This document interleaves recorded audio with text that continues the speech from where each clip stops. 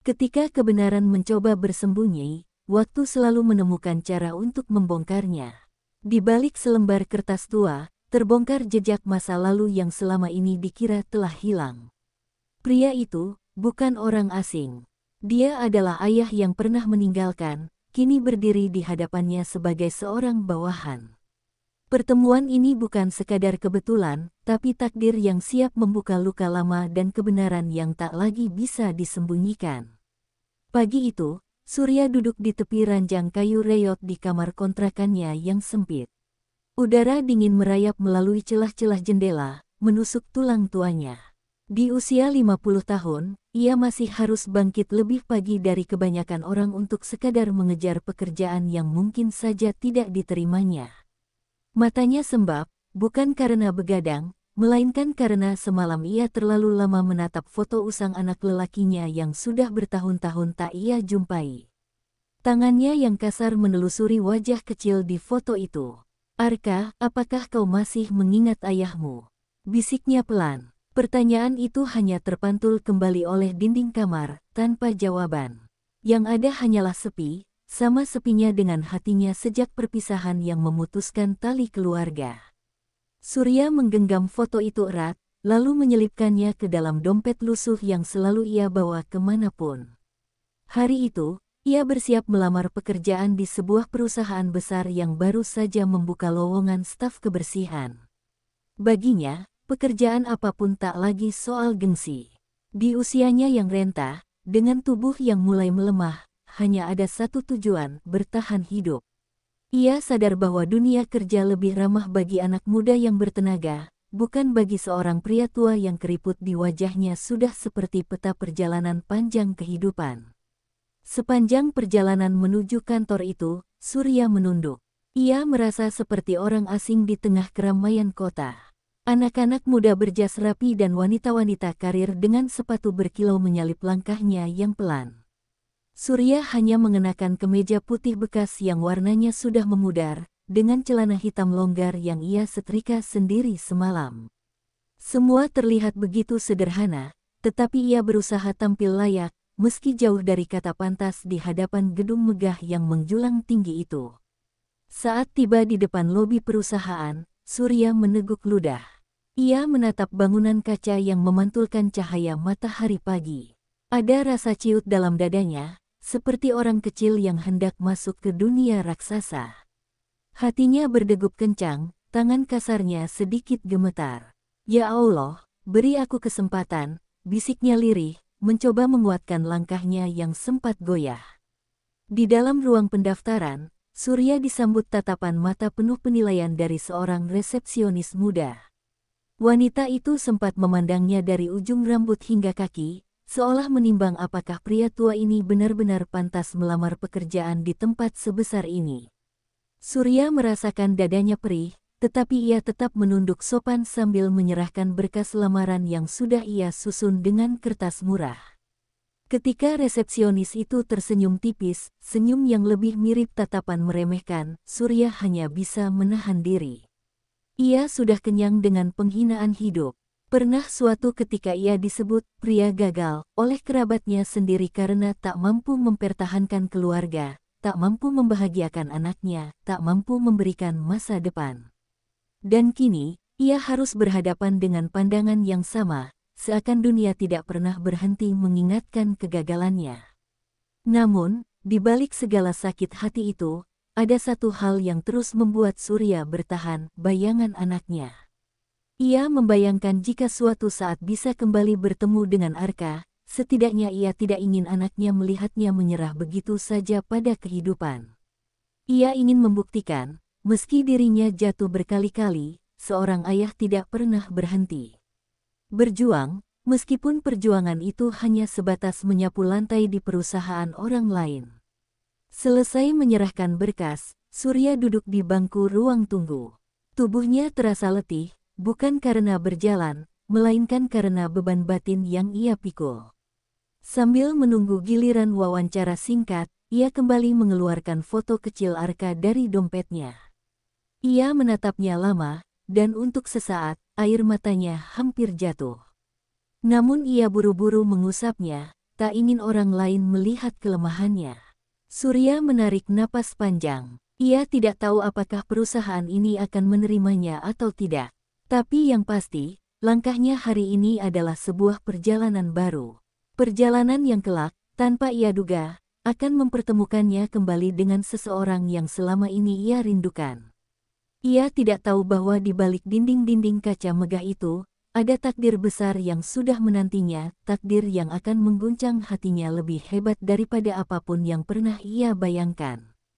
Pagi itu, suasana kantor dipenuhi hiruk-pikuk para karyawan yang sibuk dengan pekerjaannya masing-masing.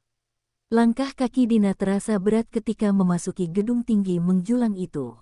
Sejak ia mengetahui bahwa sang bos besar perusahaan tempatnya bekerja adalah anak kandungnya sendiri yang telah ia tinggalkan bertahun-tahun lalu, perasaannya kacau balau. Jantungnya berdegup kencang setiap kali memikirkan bagaimana jika suatu hari mereka bertatap muka.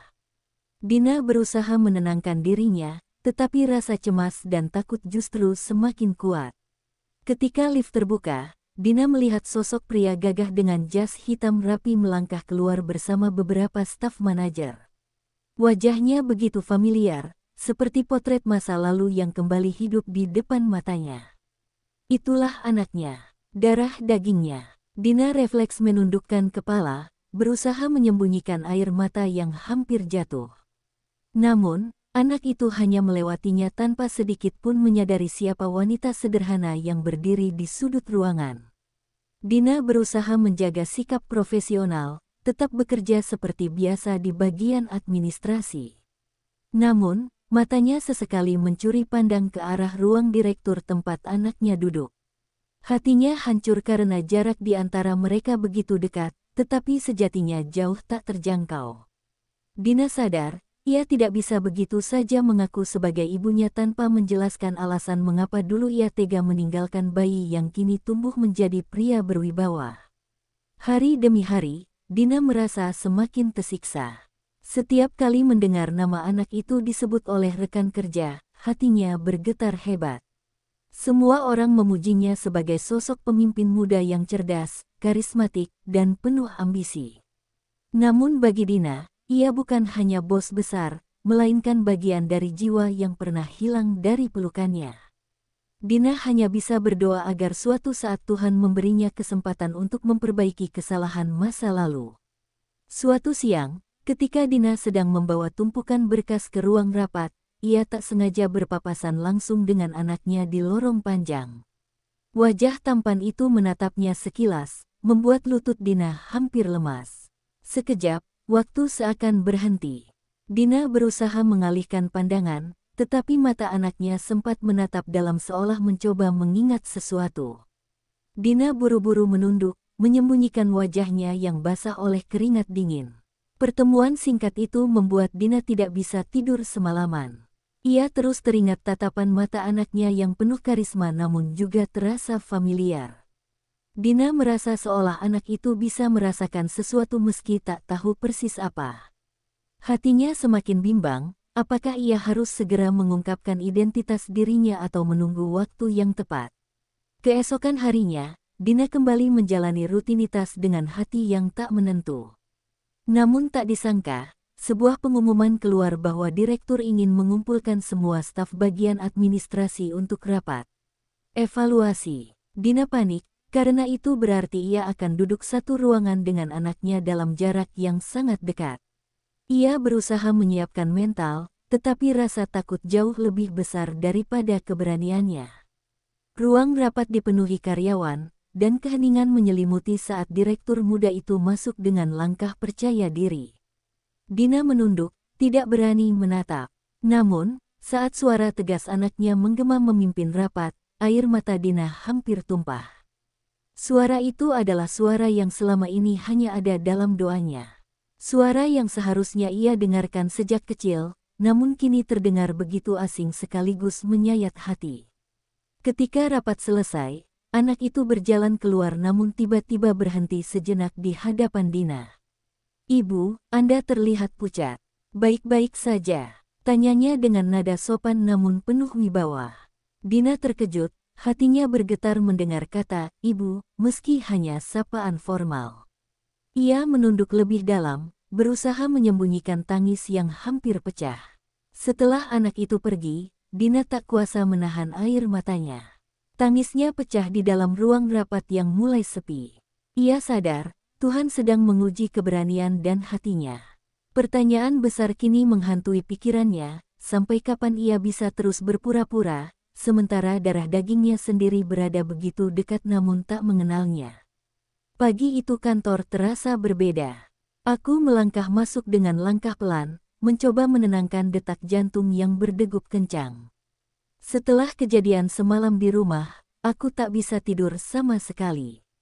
Pikiranku terus dipenuhi oleh wajah anakku, Arga, yang kini ternyata adalah pemimpin tertinggi di perusahaan tempatku bekerja.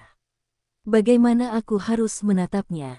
Bagaimana aku harus bersikap ketika jarak antara kami begitu dekat, namun status dan keadaan membuatku harus tetap menjaga batas.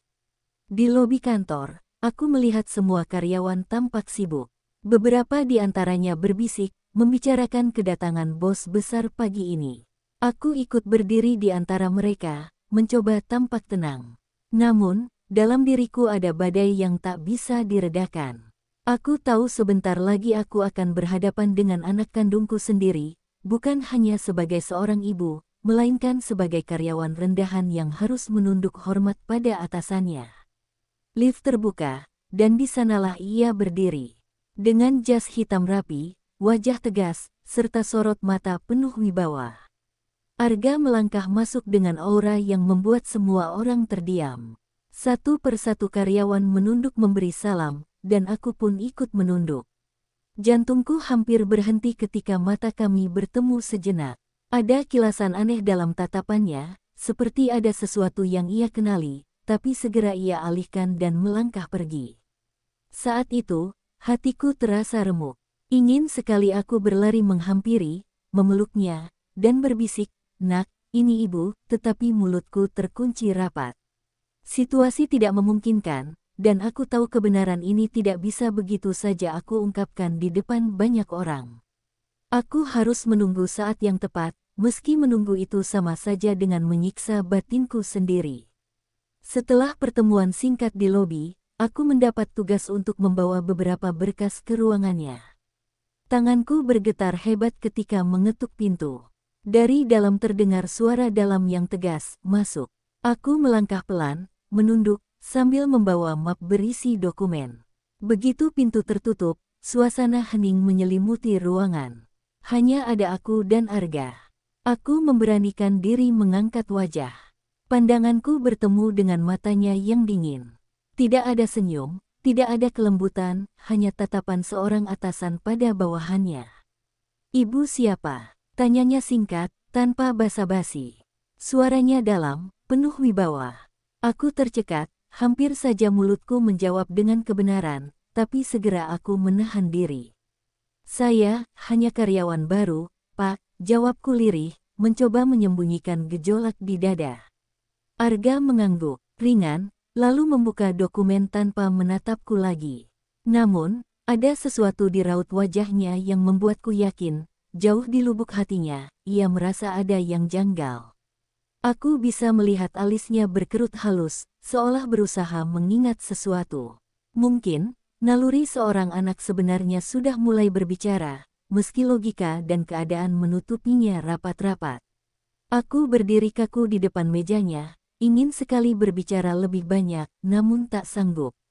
Lidahku keluh, hatiku berperang hebat. Di satu sisi, aku ingin mengungkapkan siapa diriku sebenarnya. Di sisi lain, aku takut akan reaksinya. Bagaimana jika ia marah? Bagaimana jika ia menolakku, bahkan menganggapku sebagai wanita asing yang hanya ingin mengambil keuntungan? Ketika aku melangkah keluar dari ruangannya, mataku berkaca-kaca. Air mata hampir jatuh, tapi segera aku hapus sebelum ada yang melihat. Langkahku terasa berat, seakan seluruh tubuhku membawa beban rahasia yang begitu besar. Aku tahu, aku tidak bisa selamanya menahan ini. Cepat atau lambat, kebenaran harus terungkap, meski itu akan mengguncang dunia kami berdua. Di dalam hati, Aku berbisik lirih, "Nak, entah kapan kau akan tahu, tapi aku hanya ingin kau tahu satu hal, aku selalu mencintaimu, bahkan ketika dunia memisahkan kita." Kata-kata itu terucap tanpa suara, hanya bergema dalam hatiku yang rapuh. Dan sejak saat itu, aku sadar bahwa perjalanan ini baru saja dimulai. Perjalanan penuh air mata, cinta, dan kebenaran yang tak bisa lagi disembunyikan. Hari itu, suasana kantor terasa lebih hening dari biasanya. Semua karyawan menunduk, sibuk dengan pekerjaannya, tapi sesekali mencuri pandang ke arah ruang direksi. Aku juga tak bisa menahan rasa ingin tahu yang membuncah di dadaku. Sejak pagi, kabar bahwa direktur utama baru akan turun langsung meninjau kantor membuat semua orang gelisah. Aku pun berusaha fokus pada pekerjaanku, meski hatiku tak tenang. Ada firasat aneh yang sulit kujelaskan. Ketika langkah sepatu menggaung di lorong panjang menuju ruanganku, jantungku berdegup semakin kencang. Aku mengangkat wajah, dan saat mataku bertemu dengan sosok pria muda berjas rapi itu, tubuhku seolah kaku. Senyumnya ramah, tatapannya tajam, dan ada sesuatu di wajahnya yang begitu familiar. Aku terpaku, seakan waktu berhenti sejenak. "Selamat pagi. Anda pasti Pak Raka, karyawan senior di sini, bukan?" Suara pria itu terdengar begitu tegas namun hangat. Aku hanya mampu mengangguk dengan gugup, sementara mataku masih tak bisa berhenti menatap wajahnya. Ada garis rahang, bentuk hidung, bahkan sorot mata yang seakan membawa aku kembali ke masa lalu. Saat ia mengulurkan tangan untuk berjabat, telapak tangannya terasa begitu hangat dan akrab. Tubuhku bergetar hebat, seolah ada sesuatu yang ingin menerobos keluar dari dadaku. Air mataku hampir jatuh, tapi aku buru-buru menahannya. "Saya Adrian, direktur utama baru di sini. Senang bertemu dengan Anda," katanya dengan penuh wibawa. Nama itu menghantamku seperti petir di siang bolong. Adrian, nama yang sama dengan anak yang dulu harus kutinggalkan karena keadaan. Dadaku terasa sesak, napasku terputus-putus. Aku berusaha menenangkan diri, tapi semakin aku menatapnya, semakin jelas rasa itu, aku sedang berhadapan dengan anakku sendiri. Aku ingin berteriak, ingin memeluknya, ingin mengatakan bahwa aku adalah ayah yang dulu ia cari. Tapi lidahku keluh, situasi tak memungkinkan. Semua mata karyawan tertuju padaku dan dirinya. Aku hanya bisa tersenyum canggung, menutupi gejolak besar yang tengah merobek hatiku. "Pak Raka, tolong bantu saya beradaptasi dengan suasana perusahaan ini. Saya tahu Anda sudah lama bekerja di sini, jadi masukan Anda sangat penting," ujar Adrian sambil menepuk bahuku. Sentuhan itu membuat air mataku hampir pecah. Sentuhan anakku sendiri, yang kini tak mengenal siapa. Aku menunduk, mengusap pelan ujung mataku agar tidak ada yang menyadari. "Tentu, Tuan Adrian. Saya akan lakukan yang terbaik," jawabku dengan suara bergetar. Dalam hati aku ingin menambahkan, "Aku akan lakukan apapun, Nak. Aku bahkan rela mengorbankan diriku sendiri, asal kau bahagia." Setelah Adrian melangkah pergi, tubuhku lemas seakan semua tenaga terkuras. Aku bersandar pada kursi kerja, menutup wajah dengan kedua tangan. Air mata yang tadi kutahan akhirnya jatuh tanpa bisa dicegah. Perasaan bahagia, sesal, dan luka bercampur jadi satu, menyesakkan dada. Hari itu menjadi titik balik dalam hidupku. Aku tahu, rahasia ini tidak bisa kutahan selamanya. Cepat atau lambat, aku harus mengatakan kebenaran pada Adrian. Tapi apakah ia bisa menerima ayah yang pernah meninggalkannya? Atau justru membenciku seumur hidup? Pertanyaan itu terus menghantui pikiranku, bagai bayangan yang tak mau pergi. Malam itu, aku pulang dengan langkah gontai. Jalanan ibu kota yang penuh sesak terasa begitu asing, meski sudah bertahun-tahun aku menapakinya. Di kepalaku, wajah Adrian terus terbayang, seakan tak mau pergi. Senyumnya, suaranya, bahkan cara ia menatapku, semua begitu menusuk hati. Aku masih sulit menerima kenyataan bahwa anak yang dulu kubiarkan pergi kini berdiri sebagai bos besar di hadapanku. Aku masuk ke kamar sempit kontrakan yang sudah lama kutinggali. Dindingnya lembab, lampu temaram, dan hanya ada ranjang tua yang berderit setiap kali aku rebahkan tubuh. Begitu pintu tertutup, air mataku pecah tanpa bisa kutahan. Aku menunduk, memeluk lutut, dan menangis sejadi-jadinya. "Anakku, maafkan ayahmu ini," bisikku lirih, suaraku pecah oleh isak. Ingatanku kembali ke masa lalu, saat aku harus melepaskan bayi mungil itu ke tangan orang lain. Aku masih ingat wajahnya, tangisnya yang nyaring, dan perasaan hancur yang tak pernah bisa kuobati. Aku terlalu miskin, terlalu rapuh, terlalu tidak mampu menjaga dan membesarkannya. Satu-satunya yang kupikirkan waktu itu hanyalah agar dia bisa hidup layak, meski bukan denganku. Tapi kini, ketika aku melihatnya sudah dewasa, sukses, dan penuh wibawa, hatiku justru semakin remuk. Aku merasa menjadi orang paling egois di dunia. Seandainya aku dulu berjuang lebih keras, seandainya aku tak menyerah, mungkin aku bisa menyaksikan setiap langkah kecilnya, setiap tawa, setiap tangis, dan setiap keberhasilannya. Malam semakin larut, tapi mataku enggan terpejam. Aku hanya duduk termenung, menatap foto lama yang sudah usang, foto hitam putih saat aku masih muda bersama ibunya. Foto itu satu-satunya peninggalan yang kupunya, bukti bahwa aku pernah memiliki keluarga, sebelum semuanya hancur oleh keadaan. Haruskah aku mengatakannya padanya? Haruskah aku menyebut diriku ayahnya? Tanyaku pada diri sendiri dengan suara bergetar. Hati kecilku ingin berteriak, tapi pikiranku penuh keraguan. Adrian bukan lagi bocah kecil yang membutuhkan pelukan seorang ayah. Ia kini seorang direktur, sosok besar yang mungkin membenciku jika tahu kebenarannya. Ketakutanku makin menjadi-jadi. Bagaimana jika ia menolak kehadiranku? Bagaimana jika ia menganggapku hanya benalu yang ingin menumpang hidup dari kesuksesannya? Semua kemungkinan terburuk berputar di kepalaku, membuat dadaku sesak.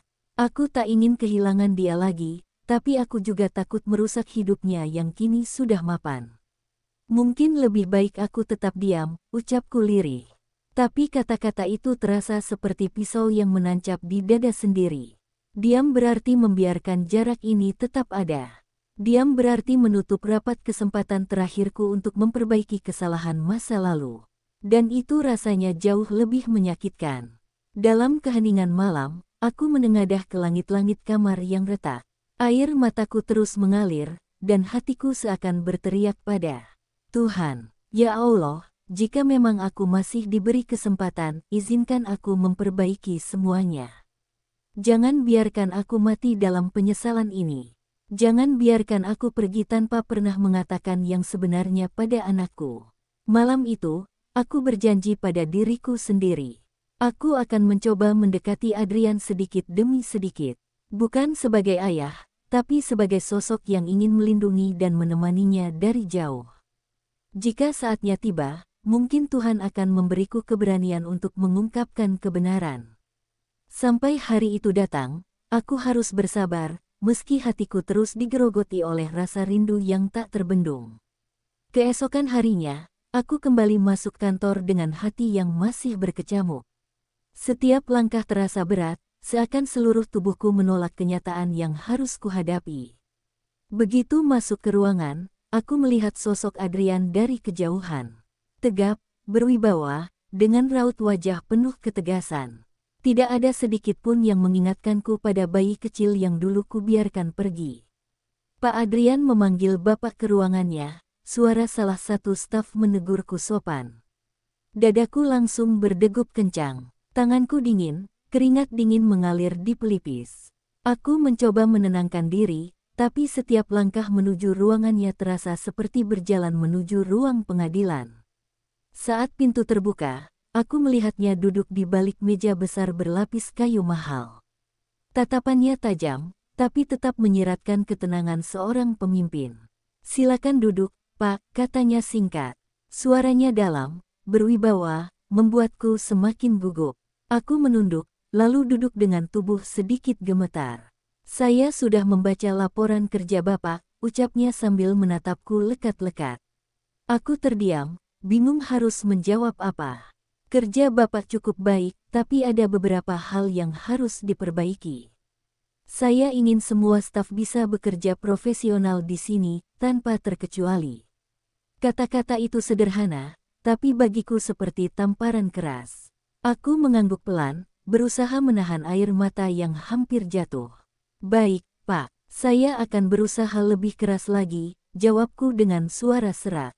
Dalam hatiku, aku ingin sekali mengatakan, Nak, aku bangga padamu, aku ayahmu, tapi kata-kata itu hanya mengendap di tenggorokan, tak sanggup keluar. Saat Adrian kembali menunduk memeriksa dokumen, aku memperhatikannya diam-diam.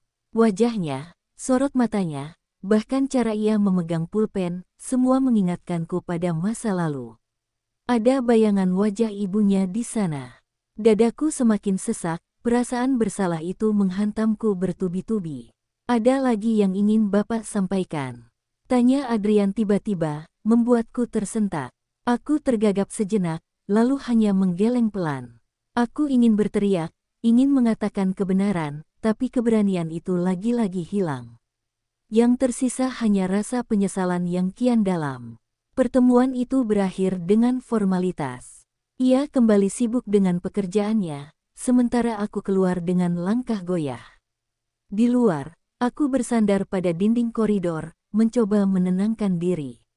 Aku sadar, jarak di antara kami bukan hanya status atasan dan bawahan, tapi juga luka masa lalu yang belum pernah terselesaikan.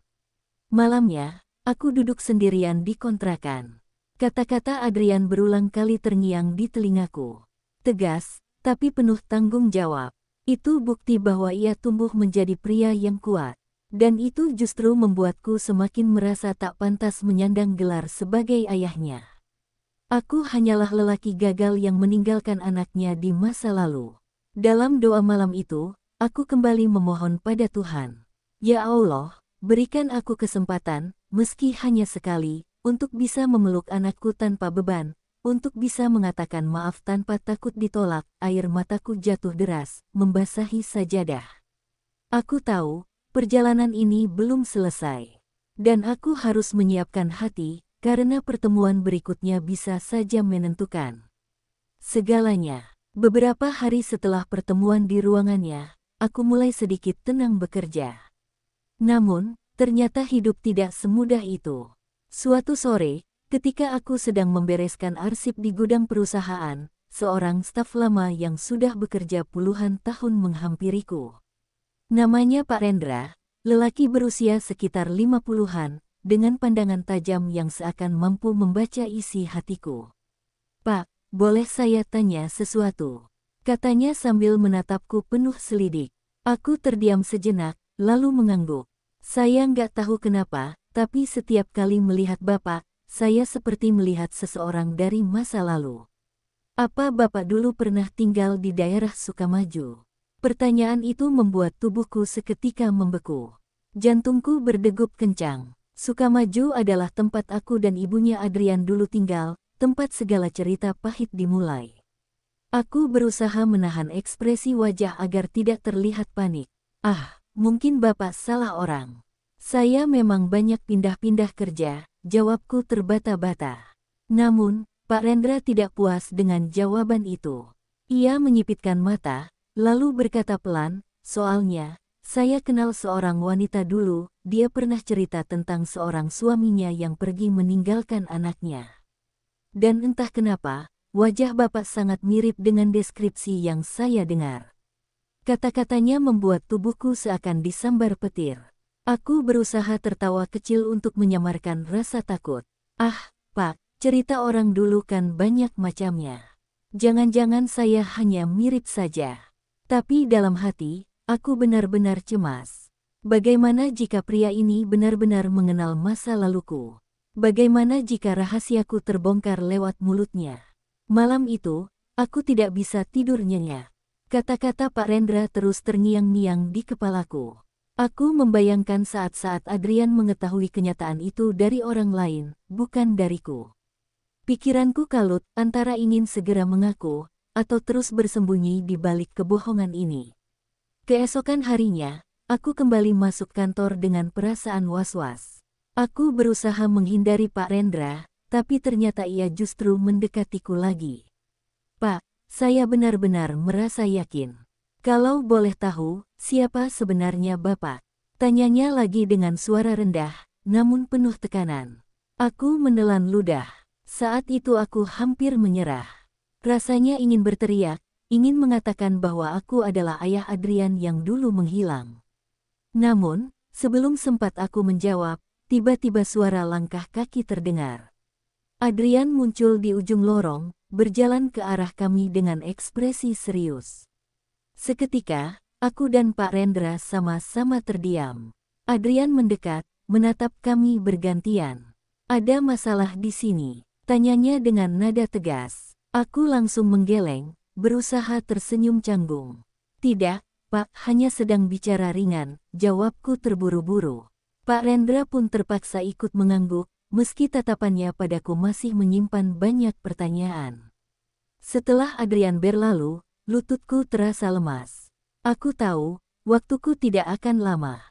Cepat atau lambat, rahasia ini akan terungkap. Dan jika itu terjadi bukan dari mulutku, aku takut Adrian akan semakin membenciku. Malam itu aku hanya bisa duduk termenung, bertanya pada diriku sendiri, haruskah aku segera jujur, meski risikonya anakku menolak kehadiranku selamanya. Hari-hari di kantor semakin terasa berat bagiku. Aku tidak hanya sibuk dengan pekerjaan, tetapi juga sibuk menyembunyikan rahasia besar yang terus menghantui pikiranku. Sementara itu, aku mulai menyadari bahwa tatapan Adrian kepadaku akhir-akhir ini berbeda, lebih lama, lebih tajam, seolah ia sedang mencoba membaca siapa sebenarnya diriku. Siang itu, aku dipanggil ke ruangannya lagi. Aku masuk dengan hati-hati, menunduk, mencoba terlihat profesional. Namun, ketika aku menegakkan kepala, aku melihat Adrian sedang menatap sebuah foto kecil di mejanya, foto dirinya saat masih anak-anak, bersama ibunya. Dadaku langsung sesak, karena foto itu adalah potret masa lalu yang seharusnya juga menyimpan bayang-bayangku, tapi kini aku terhapus dari sana. Pak, ucap Adrian tiba-tiba tanpa menoleh, boleh saya tanya sesuatu? Mengapa setiap kali saya melihat Anda, rasanya seperti pernah bertemu sebelumnya? Wajah Anda tidak asing. Pertanyaan itu membuatku tercekat, seakan lidahku terkunci. Aku berusaha tersenyum canggung. Mungkin hanya kebetulan, Pak. Saya memang sering pindah kerja, jadi mungkin ada wajah yang mirip dengan orang yang pernah Anda kenal. Jawabanku terdengar datar, tapi aku tahu Adrian bukan tipe orang yang mudah percaya begitu saja. Adrian menatapku lebih dalam. Entah kenapa, ada sesuatu dari cara Anda bicara, cara Anda menatap, yang terasa sangat akrab. Bahkan, gaya Anda menulis laporan mirip dengan tulisan tangan seseorang yang pernah saya lihat. Ucapannya membuat bulu kudukku berdiri. Bagaimana mungkin ia sampai memperhatikan sedetail itu? Aku mencoba menenangkan diri. Kebetulan saja, Pak, dunia ini sempit. Namun, dalam hati aku panik. Kalau Adrian terus menggali, cepat atau lambat dia akan menemukan kebenaran. Dan saat itu terjadi, aku tidak tahu bagaimana harus menghadapi amarahnya. Beberapa hari kemudian, kecurigaannya semakin nyata. Aku pernah tanpa sengaja menyebut nama kecilnya, adik, sebuah panggilan yang dulu selalu kupakai saat ia masih kecil. Aku langsung menutup mulut, menyesal, tapi sudah terlambat. Adrian menatapku tajam, penuh tanda tanya. Kenapa Anda tahu panggilan itu? Tanyanya dingin. Aku gugup, mencoba mencari alasan. Ah, maaf, Pak. Saya hanya salah ucap, mungkin terdengar mirip. Tapi jelas dari raut wajahnya, Adrian tidak percaya begitu saja.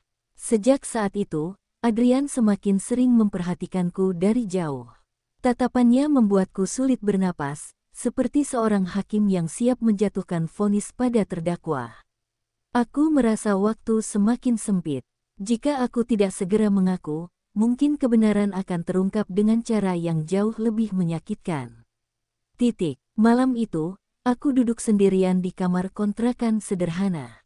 Air mata jatuh tanpa bisa kutahan. Aku bertanya pada diriku sendiri, apakah aku pantas menyebut diriku ayah? Apakah aku masih punya hak untuk memeluknya dan berkata bahwa aku menyesal? Ketakutan dan penyesalan bercampur jadi satu, membuat dadaku semakin sesak. Suatu sore, Adrian duduk sendirian di ruangannya setelah semua karyawan pulang. Lampu ruangan redup, hanya cahaya dari laptop yang menerangi wajahnya. Tangannya gemetar saat membuka sebuah amplop coklat tua yang baru saja diberikan oleh sekretaris pribadinya, dokumen arsip lama perusahaan. Namun di dalam amplop itu, ia menemukan sesuatu yang jauh lebih mengejutkan. Di antara dokumen laporan keuangan, terselip secarik kertas usang, sebuah surat pengunduran diri dari karyawan lama bernama Arman, ditulis dengan tulisan tangan yang khas. Adrian membacanya berulang kali, dan tiba-tiba teringat dengan tulisan laporan yang sering ia lihat dari salah satu stafnya. Tulisan itu identik, seolah berasal dari tangan yang sama. Jantungnya berdegup kencang. Tidak mungkin, bisiknya. Ingatannya kembali ke masa kecil, sebuah bayangan samar tentang seorang pria yang sering membawanya jalan-jalan, lalu menghilang entah kemana. Pria yang sama yang pernah ia dengar dari ibunya sebagai ayah kandungnya yang pergi meninggalkan mereka. Malam itu Adrian tidak bisa tidur. Ia menggeledah kotak-kotak lama yang disimpan ibunya di rumah. Tangannya gemetar ketika menemukan sebuah album foto usang. Di sana, ia melihat foto masa kecilnya bersama ibunya dan seorang pria. Wajah pria itu jelas, meskipun lebih muda, dan tidak salah lagi, itu adalah wajah Arman, staf yang kini bekerja di bawah kepemimpinannya. Jadi, benar, Adrian menjatuhkan album itu ke lantai. Matanya memerah, napasnya memburu. Campuran marah, kecewa, sekaligus bingung menyeruak di dadanya. Bagaimana mungkin dia ada di sini, seolah tak pernah meninggalkanku.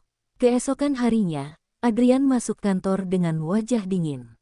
Ia pura-pura bekerja seperti biasa, tapi pikirannya dipenuhi pertanyaan. Saat melihat Arman sibuk menata berkas di mejanya, Adrian merasa darahnya mendidih. Ada dorongan kuat untuk langsung menanyakannya di depan semua orang, tapi ia menahan diri. Ia memilih cara lain. Adrian memanggil Arman ke ruangannya dengan nada tegas. Ketika Arman masuk, Adrian berdiri di depan jendela besar, membelakanginya. "Pak Arman," ucapnya lirih tapi dingin, "saya ingin tahu, sejak kapan Bapak mengenal ibu saya?" Pertanyaan itu membuat Arman terpaku. Keringat dingin mulai mengalir di pelipisnya. Saya tidak mengerti maksud Anda, Pak," jawabnya terbata-bata, meski jelas tatapan gugupnya tidak bisa berbohong. Adrian berbalik dengan cepat, menatap mata Arman tanpa berkedip. Ia mengangkat selembar foto lama dan meletakkannya di meja. "Kalau begitu, jelaskan kenapa Anda ada di foto ini bersama saya dan ibu saya. Jelaskan, sebelum saya yang menarik kesimpulan sendiri." Suasana ruang itu mendadak mencekam. Arman terdiam, tubuhnya lemas seakan seluruh energinya tersedot habis. Ia tahu inilah saat yang paling ia takutkan selama ini, rahasia besar yang ia simpan rapat-rapat kini sudah terbongkar. Air matanya menetes tanpa bisa ia tahan. "Adrian, maafkan ayahmu," ucapnya lirih, akhirnya menyerahkan diri pada kebenaran yang tak bisa lagi disembunyikan. Rahasia yang lama terkubur akhirnya muncul ke permukaan, namun, apakah kebenaran ini akan menjadi jembatan untuk mempersatukan, atau justru tembok yang memisahkan selamanya? Saat luka lama terbuka, hanya hati yang tulus yang bisa menentukan akhir kisah ini. Nantikan kelanjutan kisahnya, hanya di channel ini. Jangan lupa like, KOMEN, dan subscribe agar tidak ketinggalan episode berikutnya.